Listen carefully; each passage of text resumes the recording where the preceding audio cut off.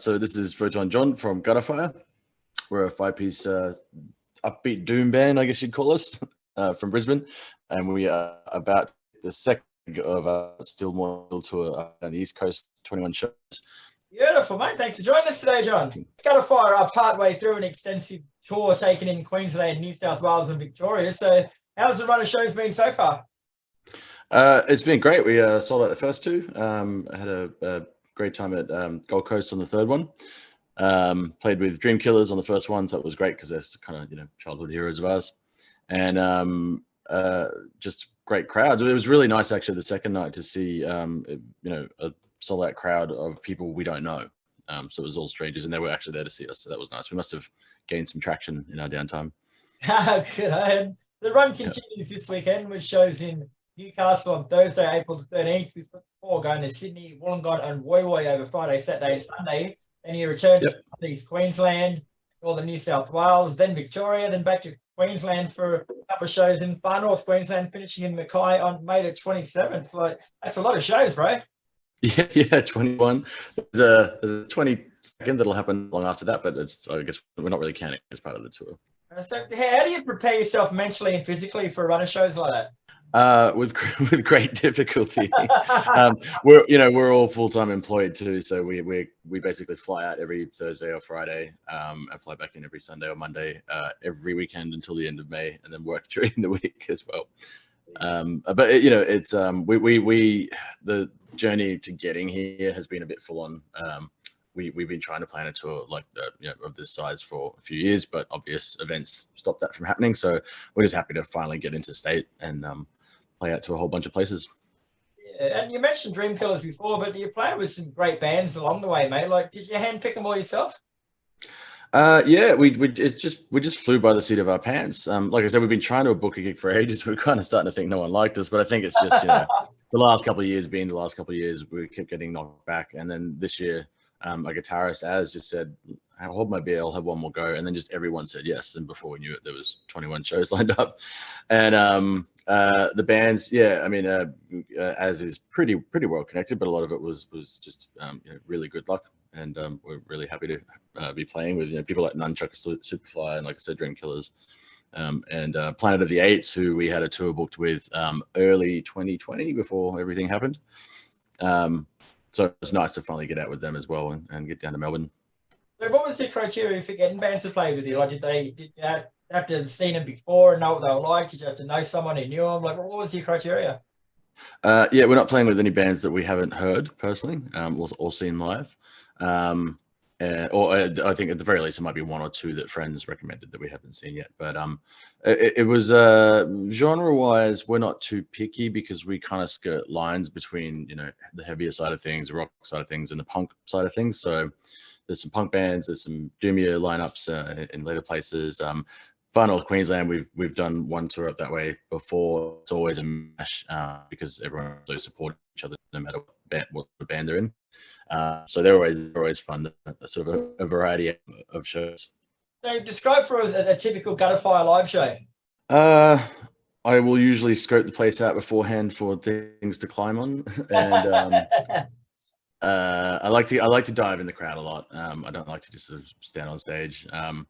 I sort of started doing it as exposure therapy because I used to get stage fright, but I figure just dive into the water, and just started to really enjoy it, all the interactions that we have, and I also like to get out above the crowd and sort of preach the lyrics a little. And the guys are just nuts. We rehearse like madmen. We work really hard on that, so when we get on stage we don't have to worry too much. So a lot of hair flying, a lot of head banging, a lot of fast riffs, a lot of slow riffs, a few punk moments, and just a really good time. We just try to bring the party vibe as much as we can. Like, I know the tour is only not long into it, but you've played a couple of shows in a row. So how have you felt the band tightening up, I guess, like getting the chance to play shows consecutively? Yeah, we've like I said, we were quite well, and the first night we were really nervous, but it just off without a hitch, and it was such an amazing full house, such an amazing room. So we're pretty geared up now that first weekend's out of the way. We had the Easter holiday off, and now it's every weekend for 6-7 weeks. Nice. And you're touring on the back of your debut album, Still More Chill. So how's that been received? Good. Yeah, great. That's been another journey.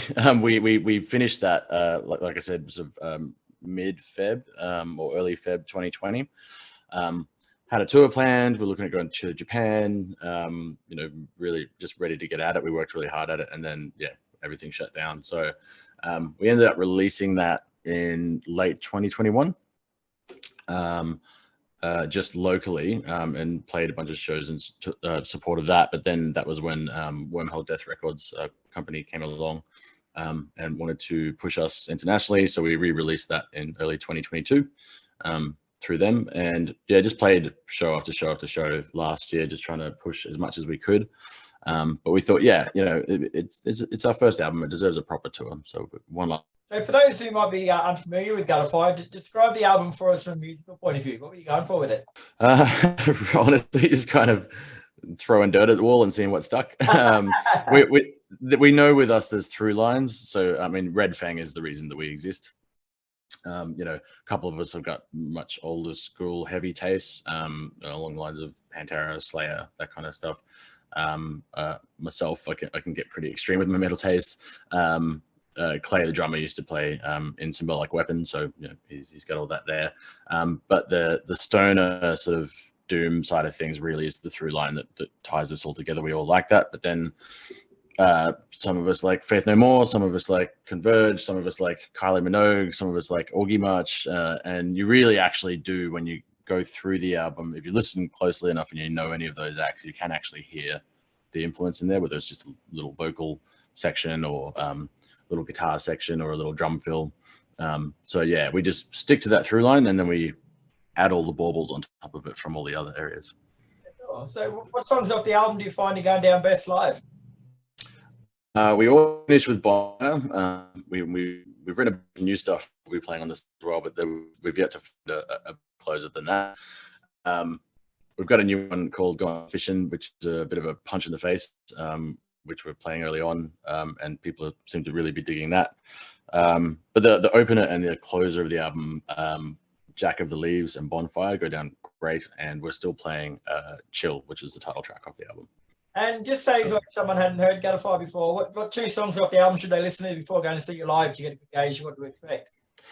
Ooh, that's a good one. Well, definitely Bonfire, and probably Chill as well. I think that sort of shows the two ends of the spectrum. And I believe that once this tour finishes, you're heading straight back into writing for album number 2, not even taking a break. No. Oh, well, you know, we're not going to dive straight into the studio, but we're about a set's worth of songs in already, not fully finished, but we've got, like I said, a few of those new ones will be on, 4 new ones will be in the set on the tour.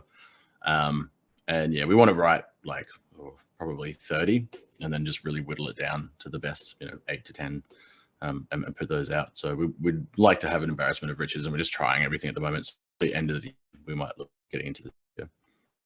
So what sort of direction are the new songs taking? Are they similar to the album, or are they sort of taking a bit of a different life?